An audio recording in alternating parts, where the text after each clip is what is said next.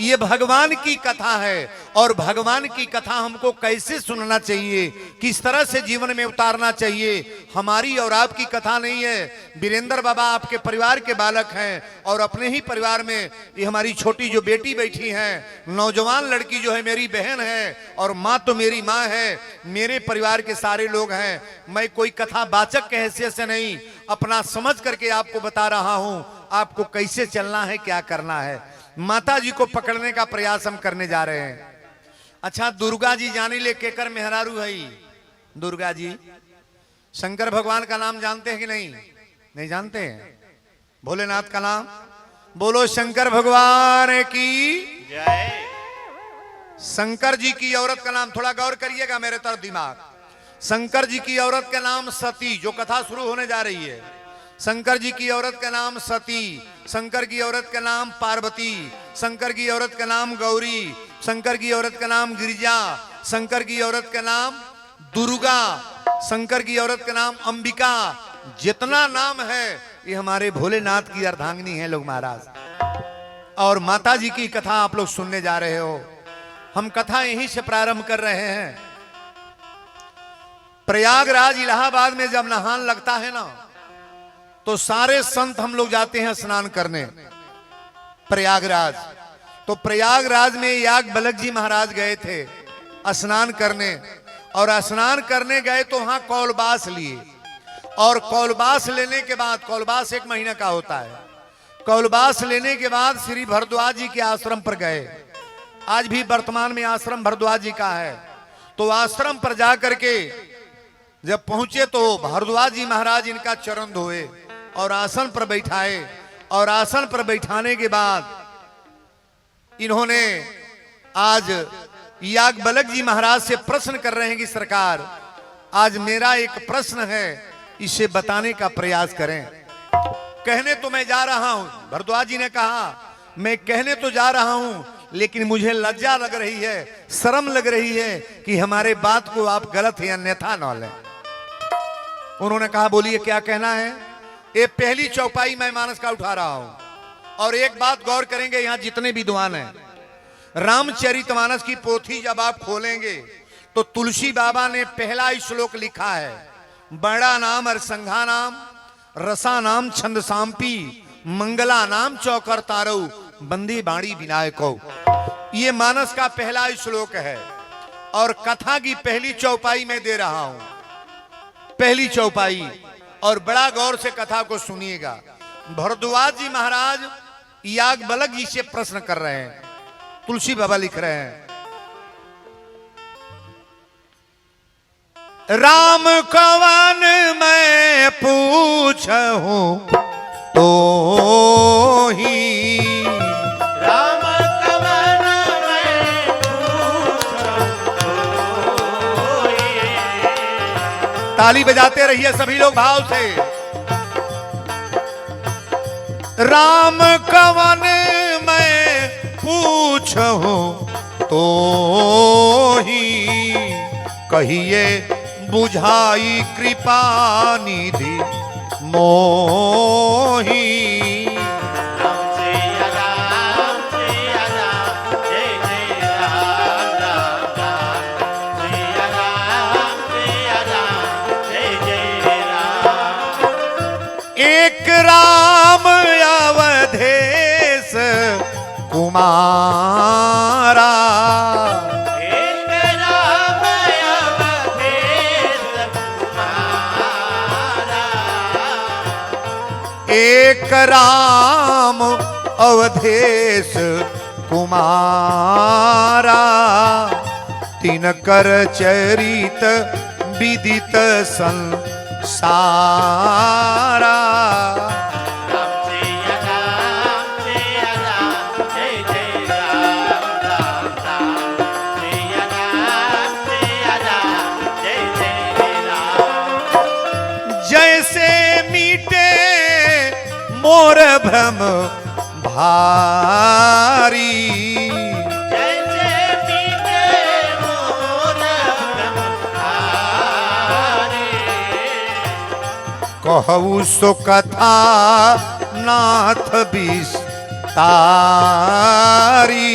राम सिया राम सिया राम जय जय राम राम राम सिया राम जय जय राम। बोल दी अयोध्या धाम की। जय बड़ी प्रेम से कथा को श्रवण करेंगे। अब श्री भरद्वाज जी महाराज प्रश्न कैली कि राम कवन मैं पूछूं तो ही आ कहिए बुझाई कृपा निधि मोही। एक राम अवधेश कुमारा आ तिनकर चरित विदित सन सारा। जैसे मिटे मोर भ्रम भारी। अगर व्यक्ति को भ्रम हो जाए, राती के रउरा चलता नहीं या रसरी गोड़े से लाग जा तो रउआ के रसरी बुझब कि सांप ना बोलो काजी ना बोले ओके सांप कहल जाएगी रसरी तुरंत कह दे दादा सांप तक काट आई दादा सांप तक काट ले हलस त कोनो लइका आई तो कहे बाबू देखबे हे जो सांप रहल गोड़वे में लपेट लहलस। अब ओके बैटरी बार के जब देखी रसरी तो विश्वास समाप्त हो जाएगी ना हो जाए। जौन भ्रम रहल हट गल कि ना। भ्रम कब हटेला जब विधिवत रहुआ कथा के सुन ले आई जान जाए कि दिन होगी रात तो वीरेंद्र बाबा तो भ्रम हटाइए देंगे। आप जितनी भी कथा सुने हैं वो सब कथा हमारी नहीं है, भ्रम हटाने की बात मैं बोल रहा हूं और बड़े प्रेम से कथा को श्रवण करो। आप कहले कि सरकार ये बताएं कि राम है कौन। दशरथ के पुत्र राम है आखिर रातों दिन शंकर भगवान राम राम रटते हैं वो राम है कि घट घट में जो रमते हैं वो राम है। राम कौन है बताने का प्रयास करें।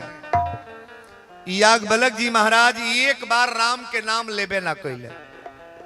हमसे आप पूछें कि आपका नाम क्या है, आप हमसे पूछें कि आपका नाम क्या है बाबा तो हम कह रहे हैं आ रहे हैं गोरखपुर से। तो ये आंसर गलत है कि सही है? गलत है। आप मेरा नाम पूछ रहे हो ना, नाम बताना चाहिए।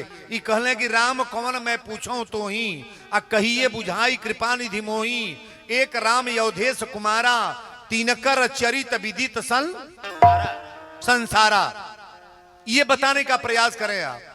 एक बार इन्होंने नाम नहीं लिया। कौन कथा शुरू कर दिले? एक बार त्रेता जुग माही। वीरेंद्र बाबा जो बोलने जा रहे हैं कब की कथा है? त्रेता की कथा है।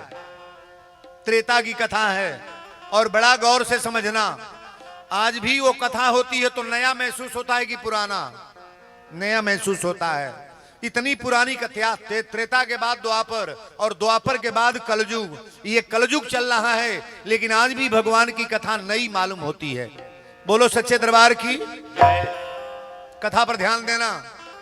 भगवान शंकर जी अपनी मेहरारू का कथा सुनावे लेके जाता नहीं। शंकर जी की पहली औरत का क्या नाम है? नहीं चुप रहोगी। प्रथम जन्म दक्ष गृह जाई आ नाम सती सुंदर तनु पाई। शंकर जी की पहली औरत का नाम है सती। का नाम है? अबे हम बतौली है ना, पहली मेहरारू का नाम सती है। शंकर जी पार्वती की कथा सुनावे ना ले गए। पहले वे जन्मवा सती अपन बर्बाद कर दिली। यह कथा गौर से सुनिएगा। यही कथा आपको बर्बाद करेगी और यही कथा आपको आबाद करेगी महाराज। अगर भगवान की कथा प्रेम से श्रवण करोगे तो जीवन संवर जाएगा और भगवान की कथा खिलौना समझ जाओगे तो जीवन बिगड़ जाएगा महाराज। ताली थोड़ा बजाया करो जो अच्छी बात आ जाए। तो ये कथा बिगाड़ने के लिए नहीं हो रही है। हम लोग सुधर जाएं, समाज सुधर जाए, बेटा लायक हो जा, पतोही लायक हो जा, माई बाप लायक रहे, भाई भाई में पटरी हो जा। वीरेंद्र बाबा का तो यही कथा है महाराज। बजा लो ताली ने तनी एक मिनट। एगो लड़की अपने ससुरा गई आ 5 दिन बीतल तबले हिमगंगे तेल एगो बोतल खोल लस कपार पर धरे वाला। आ जब तेल खोल तो एगो छोट देवर रहे। देवरा कल से भौजी छछुंदर मोल बा का बसाता। भौजैया कल पगलाइल बड़ा हिमगंगे तेल तोरा छछुंदर मोल बा। देवरा कल भौजी हम के देबू आ जे हथवा पसरलस देवरा आ भौजैया ढरलस। जे ढरलस तो लब दे देवरा चाट लेलस। चटला बरसी 8-9 चटकना चटा चट मरती तबा। कलस काहे चटले रे? काहे चटले? हिमगंगे तेल चटबे आ जब पिटाइल तो रोते गोई तो जिनसे बियाहवा भैले कहले काहे रोवा तड़ आ तो भौजी इतना तेल दिलिए कोई तमें चमार दिली कहले चलबे ई बदमाश बा का बिन 5 दिन गवना भइले भइल आ तोले देवरे के मारे लागल बहिया पकड़ ले गईले कहले काहे मरलू है लोला बोला देवर आ तू मरबू दुल्हनिया कल हमार गलती नहीं बा तेल खोल लिया हिमगंगे तो कहता छछूनर मुहल बा हाथे पर देनी चटलो से चाटी तो पिटाई ना तो जौने से बियाहवा भले कहले काहे चटले हो इतना तेल लकाए ना रोटी पर पुत के खा घर ले रे बकलोला बा दुल्हनिया कलशो से दो गला तई बा 10 गाड़ी नहू के दिहल कहले बापा दे तेल देखल बड़े सोरे हिमगंगे तेल रोटी पर पुताई अभी हो रोवाता छोटको रोवाता तले बूढ़ी आया कलश काहे हो नया गवना भले बा काहे रोवा तड़ा जा बड़का कलश माई बिया ठगा गई बाबू का मार दिया धाए धाए हमका गरियावतिया बुढ़िया कलश का भइल आ तो चल के पूछ ना बुढ़िया गल कलश से दुल्हन तारा नैहर के यह संस्कार ह ई लोलहा बोला देवर बा मरलू है के गरियौलू ह दुल्हनिया कलश हमार गलती नहीं बा तेल खोलनी त ई चटला से तो मरली ह आ हई कहता काहे रोटी पर पुत के खा घर ये कुल सभ्यता ह ये सिखले बा बुढ़िया कले दू के दोनों दोगला बाड़े सो काहे के उल्टा पुल्टा बोले बताओ इतना तेल लो दाल छौकाई ले तो घर भर नहीं खाइत रे बाओ घर में बुद्धि बा अच्छा तो जेकर घर है तारे हो ओकर घर पीटा पीटी होत होई कि ना रोज होत होई परसिया भंडारी में नहीं होत होई हम अपनी ओर के बोलता नहीं पढ़ल लिखल लोग में होता इतना गंवारे के बात कहली जो शिक्षित लोग हैं उनके घर में डेली मैं देख रहा हूं उपद्रव है महाराज सासू के देखत पतो ही ना पतोही के देखत सास ना बेटा के देखला पर बाप ना बापे के देखला पर बेटा ना कुछ है परिवार में कुछ नहीं है बोलो सच्चे दरबार की जय शंकर जी अपनी अर्धांगिनी के कथा सुनावे लेके जाता नहीं कथा शुरू हो गल बा गौर से सुनिएगा एक बार त्रेता जुग माही एक बार त्रेता जुग माही एक बार त्रेता जुग माही शंभु गए कुंभ ऋषि पाही राम सिया राम जय जय राम राम राम सिया राम जय जय राम संघ सती जग जननी भवानी संघ सती जग जननी भवानी संघ सती जग जननी भवानी पूजहि मुनि अखिलेश्वर जानी राम सिया राम जय जय राम राम राम सिया राम जय जय राम बोल दी शंकर भगवान की जय कथा बड़ा प्रेम से सुना अब तैयारी में कथा शुरू हो गई बा एक बार त्रेता जुग माही एक प्रश्न मेरा है रामायण का रचना किसने किया है कोई बता सकते हैं कि नहीं रामायण का रचना किसने किया है नहीं बोलेंगे रामायण का रचना किसने किया है कोई बोलेंगे तुलसीदास वाला आंसर गलत है वाल्मीकि वाला भी आंसर गलत है ना जी रमा ये सब क्या बात अब हे तर सुन ली तुलसी रामायण लिखे वाला व्यक्ति के नाम है तुलसी बाबा रामायण लिखली कब जब भगवान राम के जन्म हो गए तब वाल्मीकि रामायण कब लिखली जब राम के जन्म ना भइले ओकरा पहले ध्यान से सुनिएगा वाल्मीकि जी रामायण कब लिखे हैं तो भगवान के जन्म के पहले और तुलसी रामायण कब लिखे हैं? राम के जन्म के बाद। तुलसी हर भाषाओं को लेकर लिखे हैं, लेकिन वाल्मीकि जी हमारे संस्कृत में रामायण को लिखे हैं, वाल्मीकि रामायण। मैं रचयिता पूछ रहा हूं कि रामायण को रचने वाला कौन है? अच्छा, तक केकर कथा शुरू भइल बा?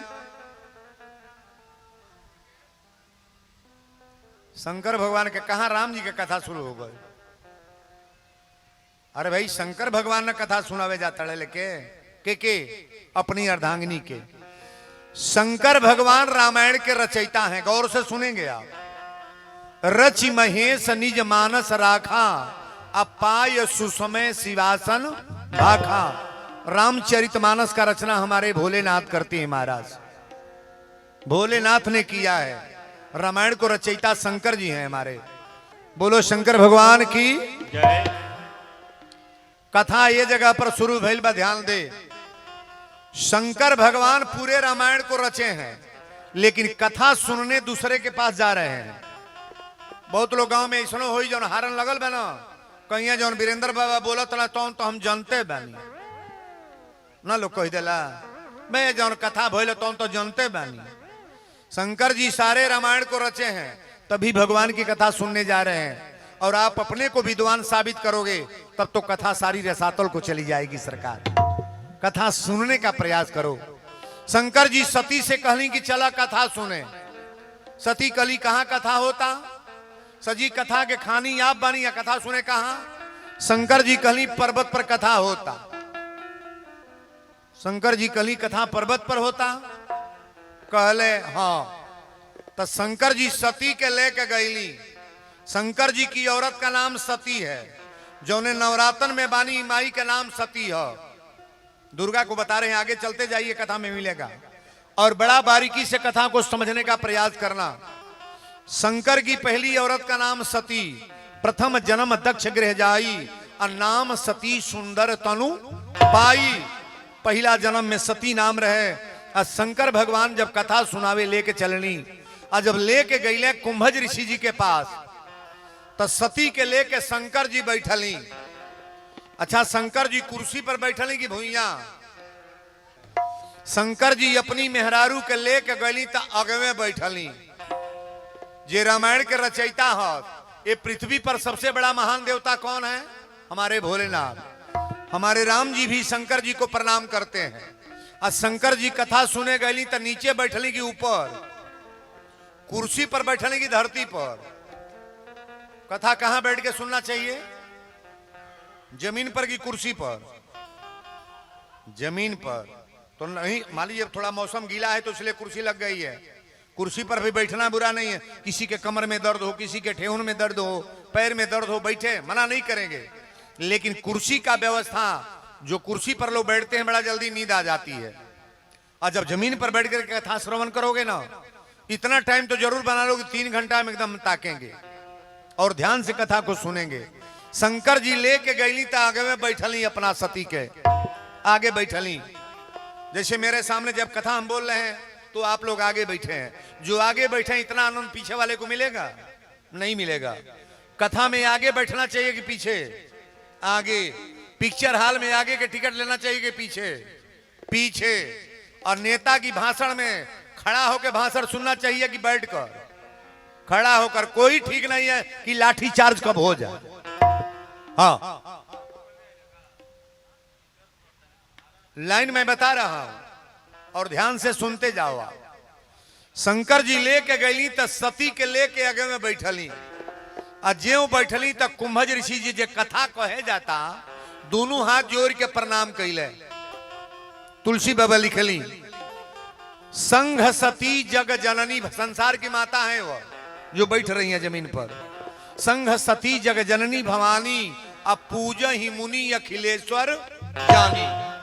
हथवा जोड़ के कुंभज ऋषि जी तुरंत प्रणाम कैले। कहले काय जने के प्रणाम करी? दोनों जने के प्रणाम कैले। ज्यों प्रणाम कैले, सती कथा सुनत रही है पड़े, अब बैठ गई है पड़े।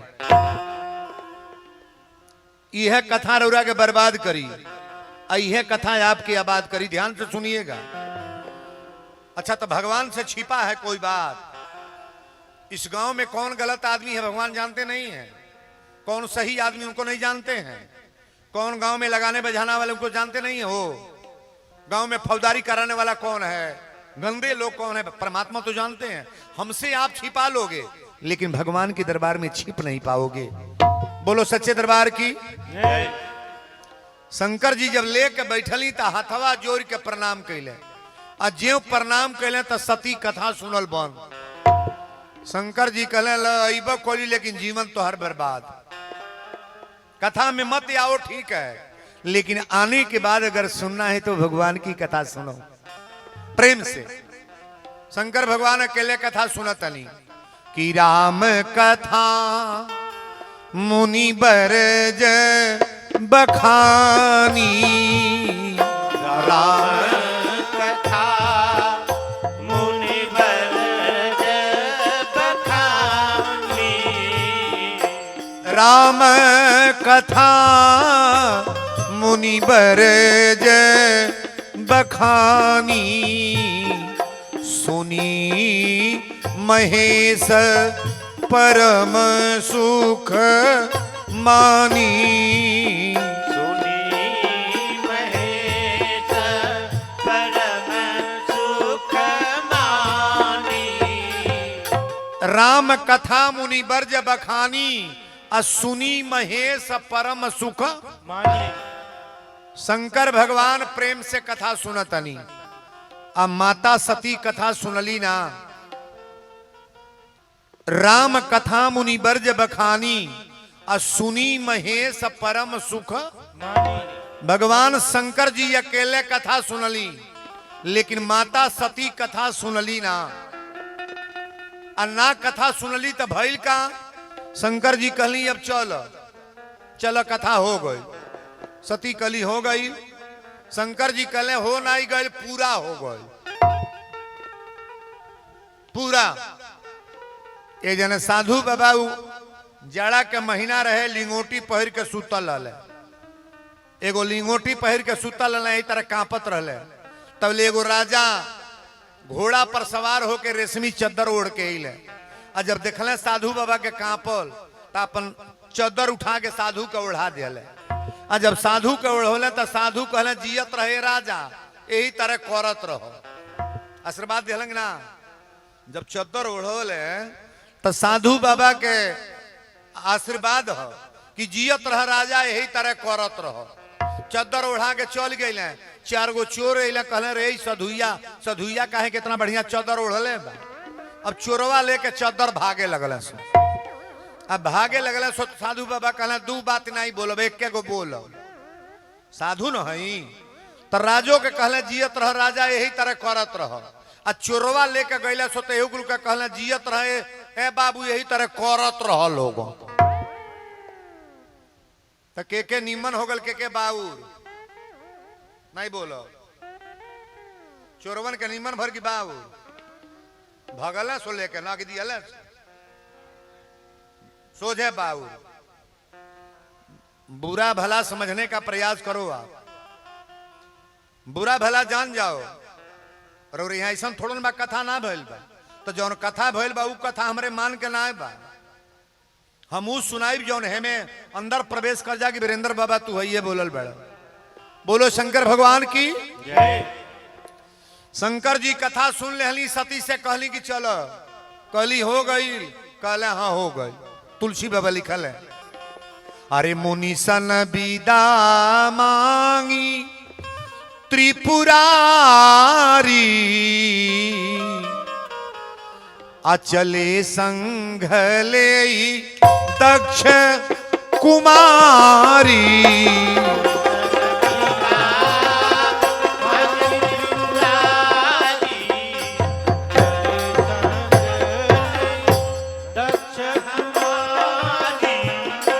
मुनि सन विदा मांगी त्रिपुरारी, मुनि सन विदा मांगी त्रिपुरारी, चले संघ ले दक्ष कुमारी, चले संघ ले दक्ष कुमारी, चले संघ ले दक्ष कुमारी,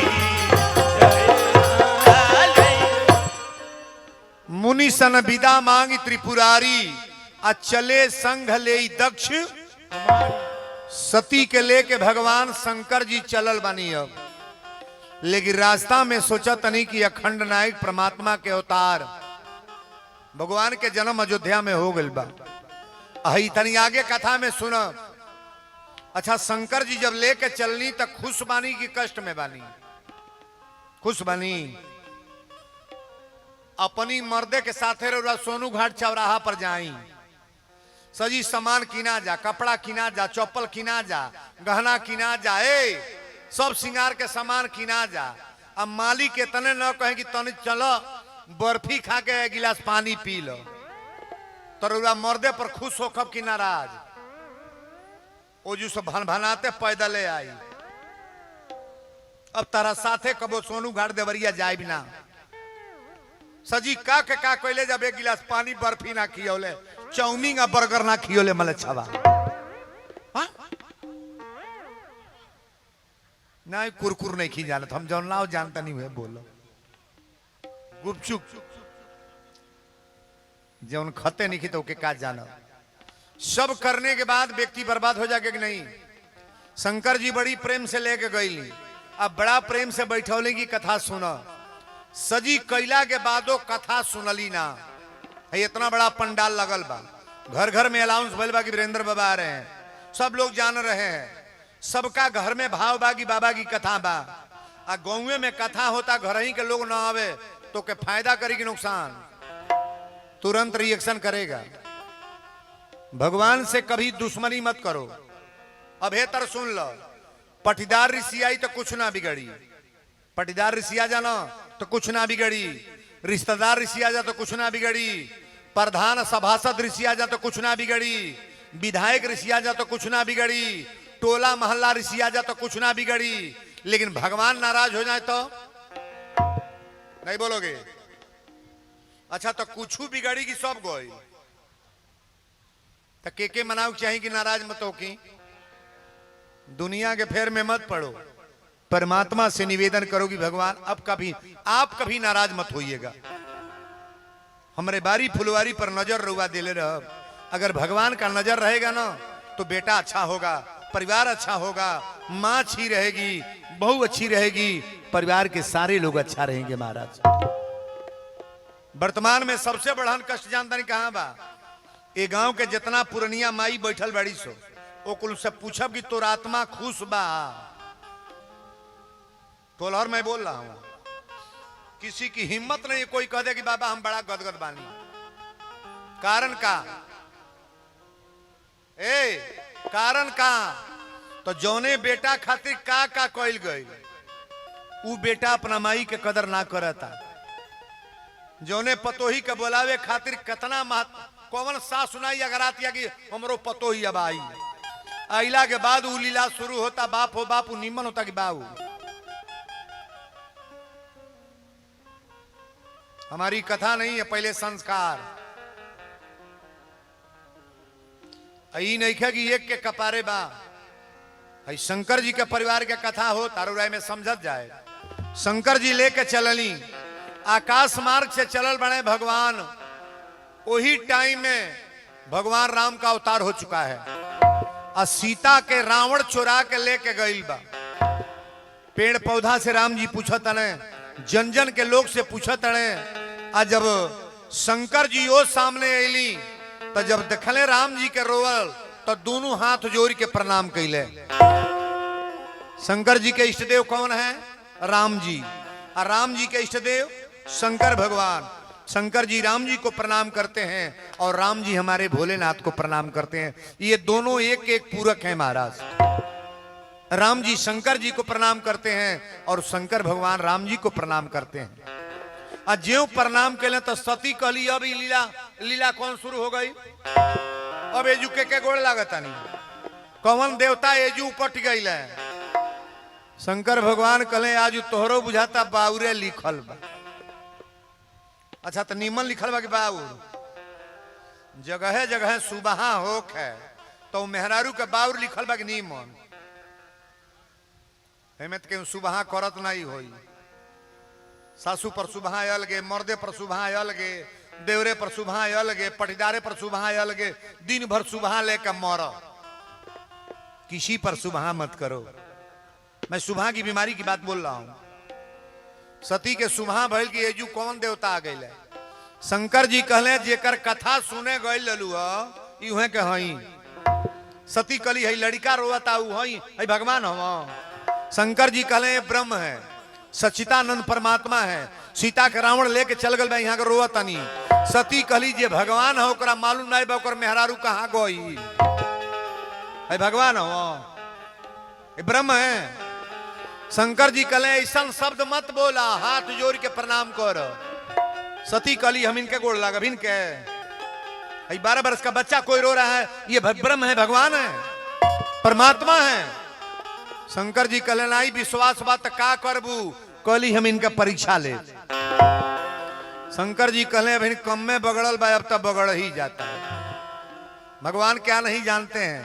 शंकर जी बार बार मना कैले, लेकिन कहली जब परीक्षा ले तो शंकर भगवान तुरंत कहले का होई हन वही जो राम रची राखा।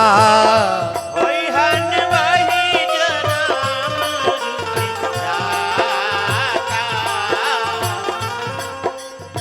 राखा। होई हन वही जो राम रची राखा। ओ करी तर्क बढ़ावही साखा।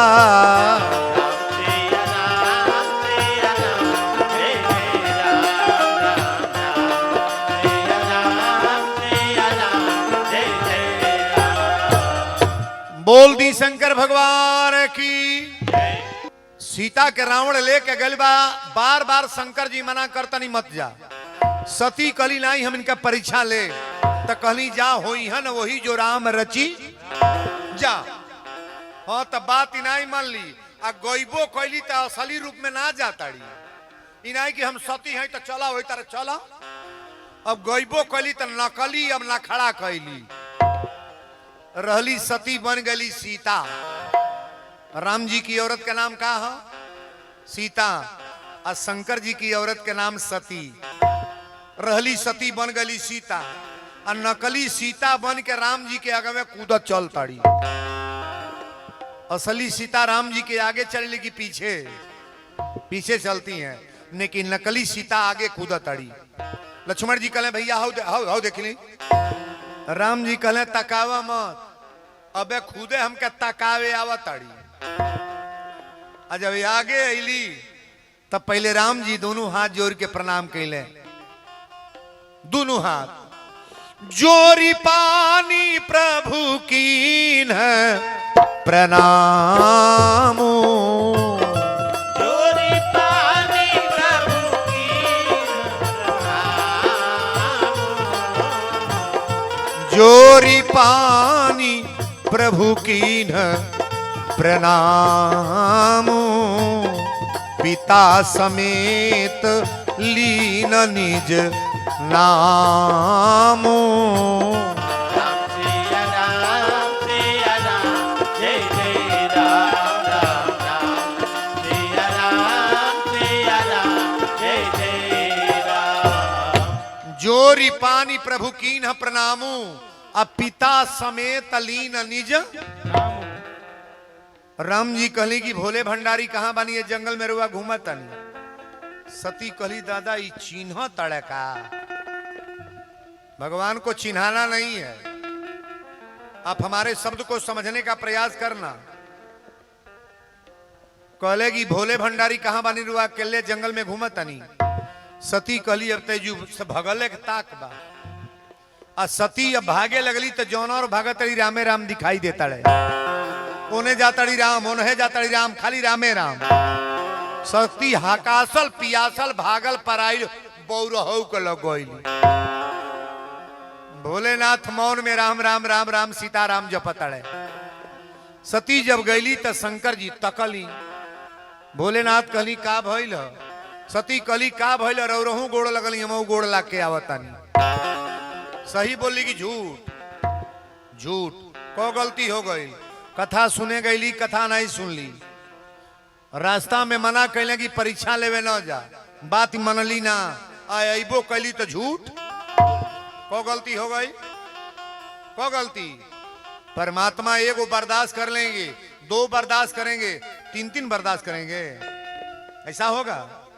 शंकर जी कहले लो अजुएल लिखल रहला का, यह तनु भेंट सती अब नाही, यह तनु भेंट सती नारी, यह तनु भेंट सती अब नाही, शिव संकल्प कीन मन माही।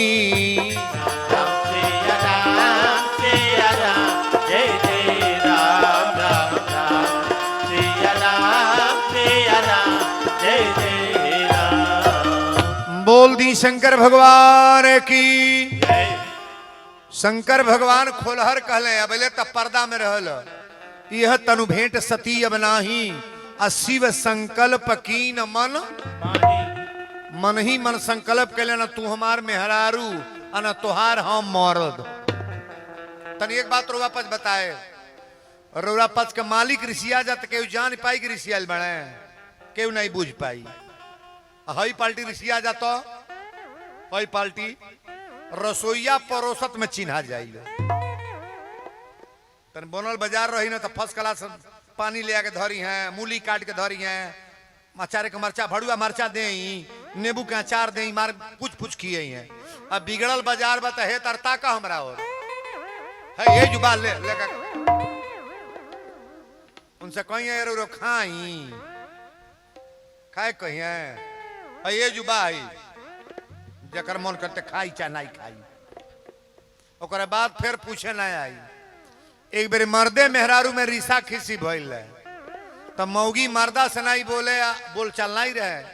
3 महीना बीत गई है, जाड़ा जो आवता वो जाड़ा के मौसम रहल, मर्दा खा के निकलल तो इतना चैली बार के तापत रहे आगी, तो मौगियो खा के निकलल, तो दोनों तापत रहे लेकिन बोल चाल नहीं रहे।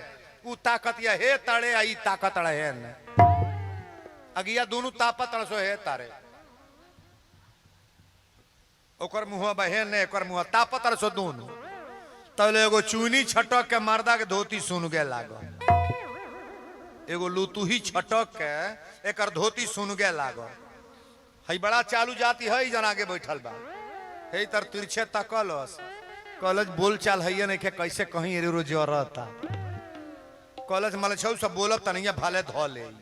अब धुआं जब फेंके लागल तब मौगी कॉलेज से मलछवा सब बोलब तनिया चल तनिया भोजू, खड़ा होके गोल मेहरारू के बुद्धि जानते बानी, होजू जाके खड़ा होके कहल केहू के धोती जरे हमरा का लेवे देओ बा, केहू के धोती जरे हमरा का लेवे देओ बा, केहू के धोती जरे।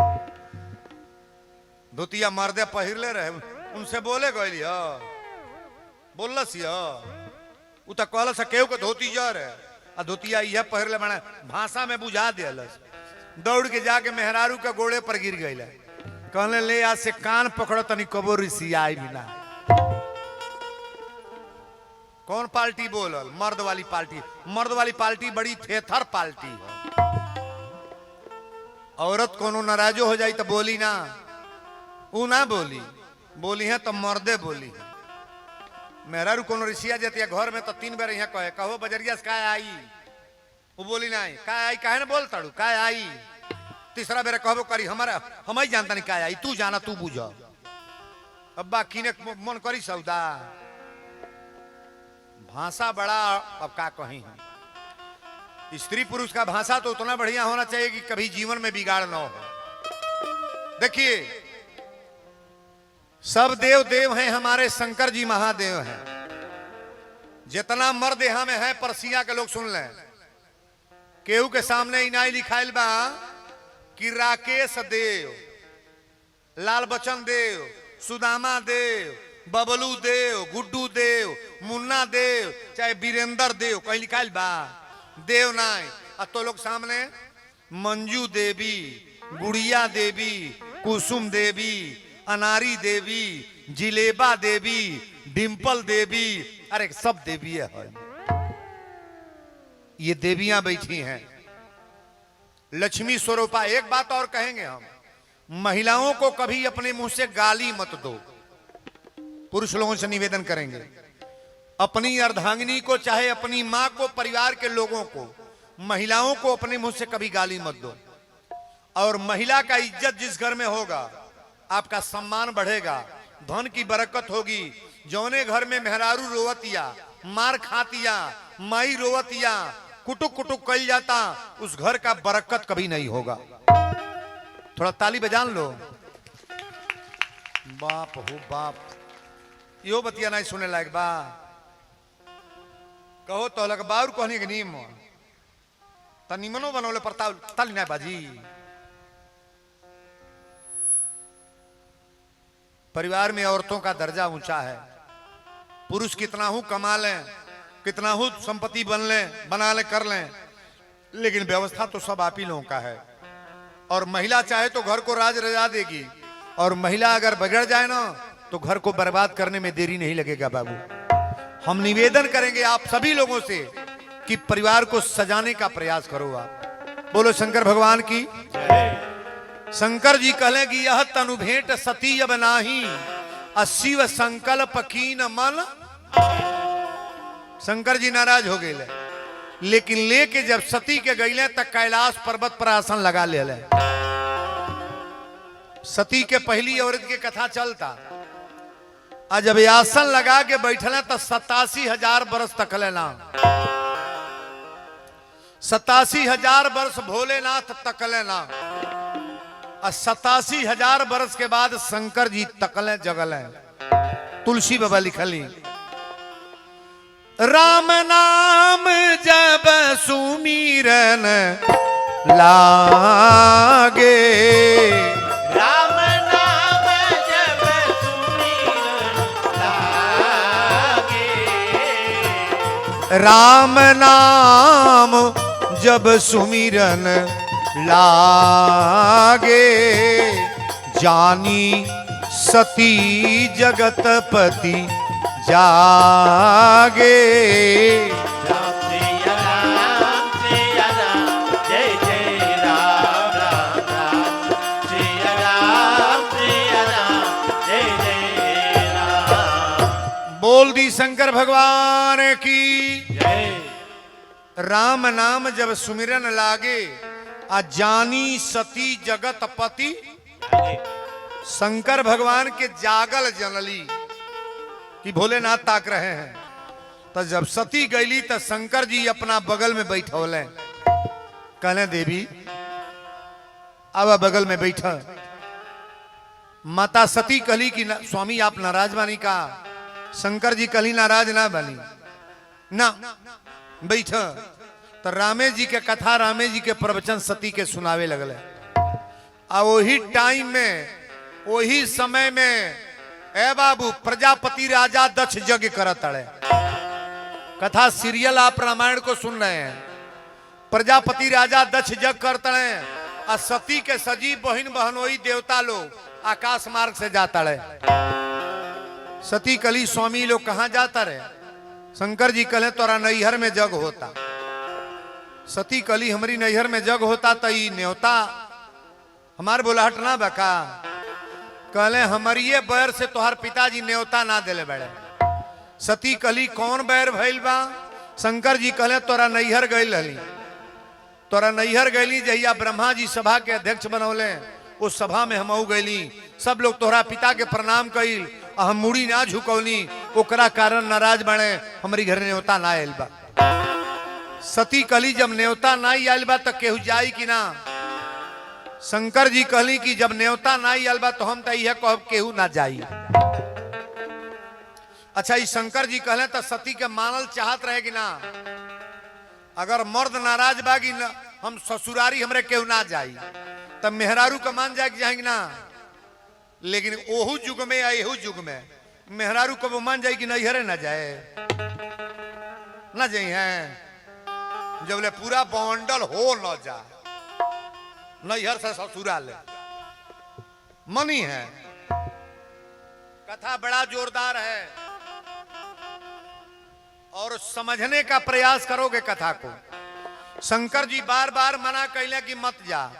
सती कली रौरा जाई भी चाहे ना जाई हम त नैहर। सती बिना बोलावल गईली। अच्छा एक बात बताई, केहू घरे तिलक पर जा बारात आवे बियाह रहो, अब बिना बोलौले ओकरा घरे जाई तोरा इज्जत होई का जी? केहू घरे मुड़न होके बरही होके बिना बोलौले जाई तो इज्जत होई?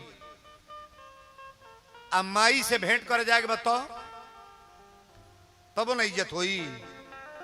नहीं होई? होई। गुरु के घरे जाके तब इज्जत ना होई बिना बोलावल। भगवान की कथा में आओगे तब वो इज्जत ना होई। 3 जगह बिना बुलाना भी जाना चाहिए। कहां? अगर भगवान की कहीं कथा हो, कोई ना कहा हो, तो चल करके प्रेम से पहले ही कथा में बैठ जाओ। कहीं धर्म का काम हो रहा है, नैहर में भी जाना हो, देखिए अगर ईर्खा में सबको बुलाया गया है, आपको नहीं बुलाया गया है, तो कतई वहां जाने का नाम मत लो। अगर सबको नहीं बुलाया गया है तो आप बिना बुलाए जाओगे ना, इज्जत आपका हो जाएगा अकेले। लेकिन 4 लोग बुलाए जाएं और 1 लोग ना बुलाए जाएं तब तो कदर नहीं होगा भाई। सती कली नैहर जाए हम। शंकर जी कहले कान खोल के सुन लो, जैबू जरूर लेकिन तुम्हारी इज्जत होई ना। सती नैहर गईली। सजी बहनिया दौड़ल बड़ी। अरे राजा दच के कई बेटी है, सजी बहन दौड़ल बड़ी। पहली बहन गली कहली दीदी तोरे घर न्योता गइल ल। सती कली न्योता तो नहीं गइल ल। तो दूसरी बहन कली बिना न्योता के का लफ्ज चल अयलू हमरा तो देखा चिट्ठी गइल ल। अभी बताई मजाक ओकर उड़ावल जाता कि ना? और जेकरा जुड़ल बा तेकरा सजी बा, जेकरा नहीं जुड़ल बा उहे बा। तीसरी बहन कली अच्छा ही बतावा घरवा बनल की अबो मड़इये में रहे लोग। सती कली हमरा भाग में मड़इये बा, ओई में रही ले। चौथा बहन कली कपड़ा लता पहिरेला शंकर जी की उघारे रहेले। सती कली हमरा वहां के उघारे रही ले, बाघंबर लपेट के रही ले।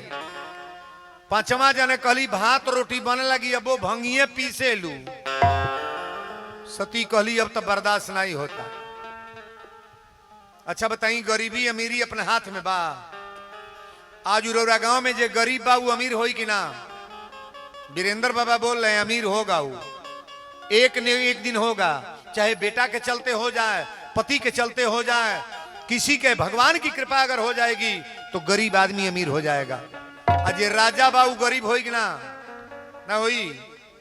पहले जो राजा थे गरीब हुए कि नहीं हुए? नहीं हुए हैं। जेकरा बड़ा संपत्ति लोकर बिका गई, और जेकरा कुछ ना मारुति में उड़ता। बोलो शंकर भगवान की कथा बड़ा ध्यान से सुनिएगा। शंकर जी नहीं मनली, बिना बोलावल गईली। कहली अब बहन से ना बतियाए। एगो प्रेम से भाव से महतारी मिलल माई। अच्छा दुनिया में रुआ बड़ा घूमल बानी, अपनी बेटी के बुराई को वो महतारियों करी का जी? बेटी के बुराई को वो माई करी, बेटी के निंदा कबो माई करी। अब माई के दाह कबो केहू पुराई। ए तरह सुनो, माई के चर्चा आयल बा तो 2 मिनट बता दे रउरा। माई के पेटे में बच्चा बा, डिलीवरी बा, बच्चा होके वाला बा। अल्लाह दिफान के लोग गए देवरिया सदर में। डॉक्टर कहता 2 में 1 के बची, या तो लड़का बची नहीं तो माई। तो ओकरा ससुरा वाला के बचावे कहीं है?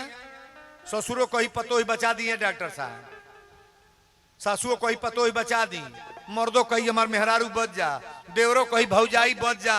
लेकिन जो ने माई के पेटे में लड़का बा उसे पूछल जागी या तो तू बचबू अने तो तोहरे पेटे में के लड़का। वो माई के बचावे कही? सही बोलिएगा, माई के कही बचावे के? अपने लड़का के कही डॉक्टर साहब हमरा बाबू के बचा ली, हमारी बेटा के बचा ली सरकार। हम नाही और नाही और हम न तो इ लोग ही कही कि एगो माई बेटा पैदा करके मरल बा। आ बाबू हमार मर जा, आज के बाद बच्चा ना होके तई नैहर ससुरा लोग बझिनिया कही के हमरे मुंहे करीखा पोत दी। ताली बजाओ न बरिया रे। बेटा के बचावे खातिर माई अपन प्राण दे सकेले? नहीं दे दी, नहीं दे दी। बेटा के बचावे खातिर माई प्राण दे दी। महतारी जब मिलल बड़ी सती के तकवारी में पकड़ के रोवे लगली। सती के माई कहली बेटी रोवा मत, पहले चलो पानी हो निकली। पानी तो बहनिए पिया दिली से। 5 गो बहन बाड़ी, 4 गो धनी बाड़ी, वो गरीब बा ना, तो गरीब वाली के कोनो पूछबो नहीं करी, हलो लगा के फोनवा नहीं करी। जमाना टनाटन न बाजी, भरल बाजार में सब पूछे वाला बा।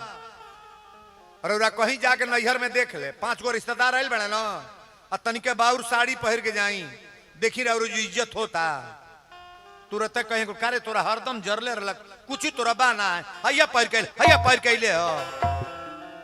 ओकरी आंखी में आंसू आई कि ना आई। कभी किसी को ताना मत मारो, भगवान दिए हैं तो प्राप्त है, अगर नहीं परमात्मा चाहेंगे तो ही बर्बाद है महाराज। और ताना मारना तो इतना बुरा होता है कि आप दर दर के ठोकर खाओगे।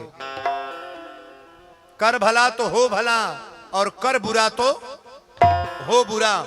बुरा करने का प्रयास मत करना। बोलो सच्चे दरबार की जय। कथा बेजू आइल बा। सती कहली माई अब कुछ ना पूछे बा, ई बताऊ हमरा पिताजी कहाँ बरे। सती के महतारी कहली बेटी सबसे नाराज तो तोर पिते बड़े, सबसे पिता नाराज। तुलसी बाबा लिखले बनी को नहीं ऐसा जग, को नहीं जन्मा जगमाही, प्रभुता पाही काहि मद नाही। संसार में कोई ऐसा पैदा नहीं हुआ जिसके पास धन हो जाए, रुपया हो जाए, खजाना हो जाए और उसके पास घमंड न हो जाए महाराज। सती गई बड़ी अपना यज्ञशाला में जहां जग होत रहे, और यज्ञशाला में गली तो तुलसी बाबा लिखले कहीं न दीख शंकर कर भागा। शंकर जी के भाग ना लौकल, और जब भाग ना लौकल सती एक बेर जाके कहली पिताजी प्रणाम। राजा दस कले खबरदार। एकरे बाद पिता मत कहियो। सती कली काहे रौरा हमके पैदा कले में हमार पिता ना हई। राजा दस कहले बिना बुलावल आइल बड़ू, पैर उठावा अपनी घरे चल जा। तोरी घर ने होता गल। अच्छा बाप या महतारी बेटी के दूर दूर आवे लगे तो घर बनी की बिगड़ जाएगी। बनल बिगड़ल तो छोड़ दी, घर बर्बाद हो जाएगा। जहां बेटियों को दुरदुराया जाता है, ठुकराया जाता है, कुल किया जाता है, उनका घर आग लगता है, तुरंत जल जाता है महाराज। बेटियों पर कभी ऐसा ना करो आप। यहां जितनी माताएं बहनें बैठी हैं, बहुत लोग कहला ये वीरेंद्र बाबा हमरा तो 5 गो बेटी बाड़ी, 7 गो बेटी बाड़ी। मैं दावा के साथ कह रहा हूं 10 गो बेटी पैदा हो जा तब बेटी खतर कबो घबड़ई है मौत। तोरे मरियो गैला के बाद बेटी का बियाह हो जाई, वो बेटी के बाप ना रहे तो वो बियाह हो जाई। मामा करिए, चाचा करिए, गांव के लोग चंदा लगा के बेटी के बियाह कह दी। 10 गो बेटा पैदा हो जाए तो सबके बियाह होई हो। 4 जना रोडू है घूमी लो। गलती कहता नहीं। कहीं धरती पर बता सके लड़की कुंवार बा आज तक ले। अब बेटा बेटा बेटो नहीं का कुंवार, कुंवारे कुंवारे मर गए, उफर पर ना बिया नहीं भाई होई बिया। लड़की कभी कुंवारी नहीं रहेगी, लड़के तो कुंवारा रहेंगे महाराज। आज वर्तमान में लड़कियों का पोजीशन क्या है? लड़की डॉक्टर बन रही है, मास्टर बन रही है, इंजीनियर बन रही है, प्रोफेसर बन रही है, सिपाही दरोगा बन रही है, मंत्री ब्लॉक प्रमुख, सारा व्यवस्था लड़कियों का है। और लड़का क्या करता ना, बार खाली छंटवावत ना है पर ले। अब मोबाइल लेके हलो हलो सड़कों पर होता। पढ़ले पर ध्यान दो ना भाई।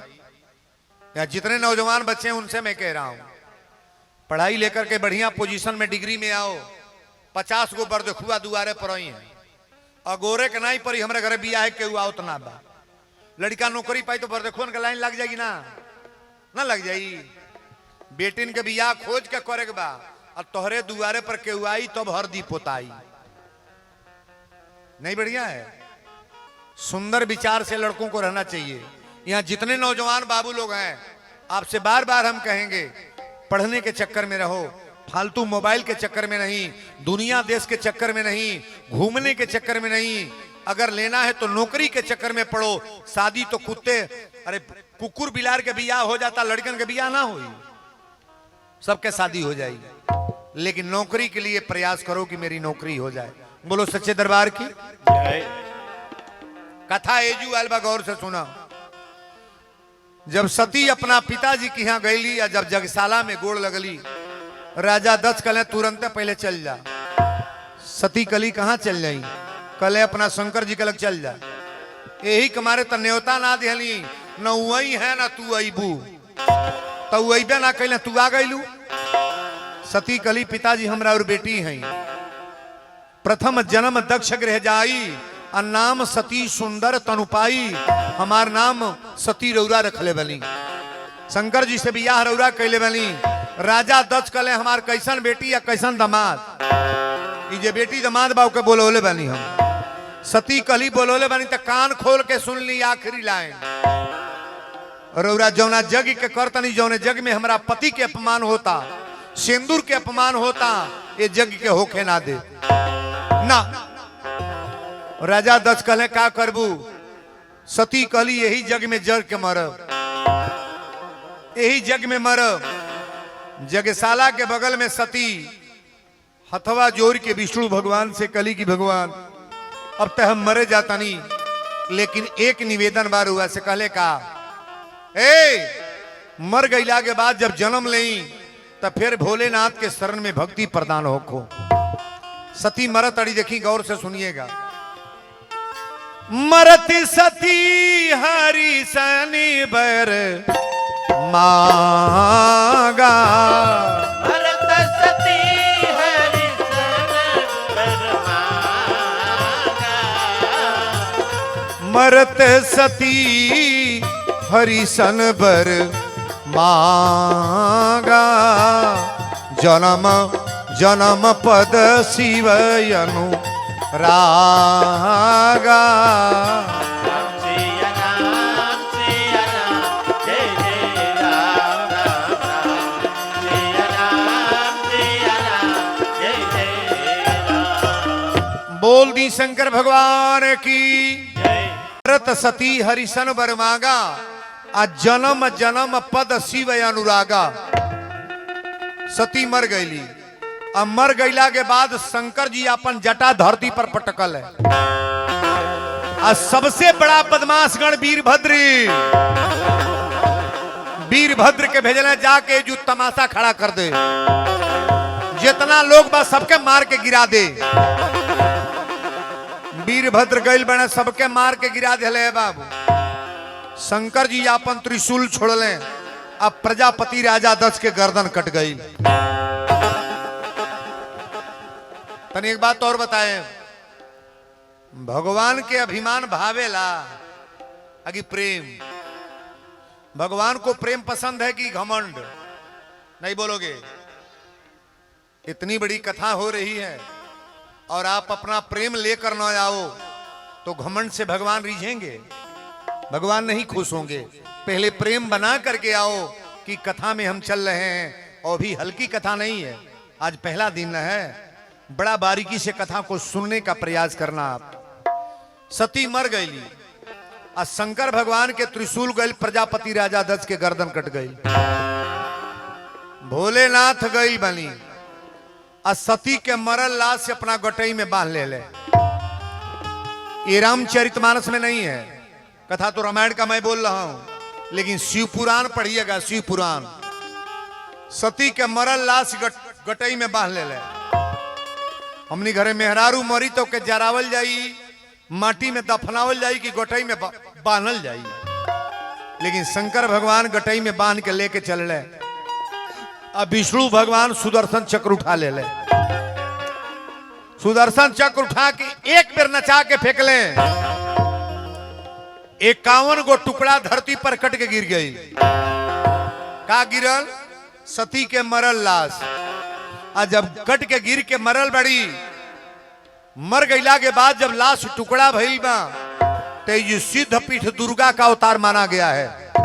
बोल दो दुर्गा महारानी की। ध्यान से सुनते जाइएगा कथा को। केकर अवतार मान गई? सिद्ध पीठ दुर्गा। दुर्गा का अवतार माना गया। देवी भागवत और दुर्गा सप्तशती पढ़िएगा, यहाँ सारे विद्वान बैठे हैं, पढ़े लिखे लोगों के सामने कथा चल रही है। सिद्धपीठ दुर्गा का अवतार भइल, लेकिन शंकर जी जब सती के लाश लेके जात रहे, और जब कट गई तो शंकर जी अखिया बंद कर ले। जब से सती जाई तनु त्यागा, और तब से शिव मन भयऊ विरागा। भगवान शंकर जी बैराग ले ले। कहले जब असली मेहरारू मर गई तो नकली समाज देख के का करब। शंकर जी आंख बंद कर ले। तुलसी बाबा लिखल है, जब से सती जाई तनु त्यागा, जब से सती जाई तनु त्यागा, जब से सती जाई तनु त्यागा, तब से शिव मन भयभु विरागा। राम सिया राम, जय जय राम राम राम। सिया राम, जय जय राम। बोल दी याद ज्योति जगदम्बे मैया की जय।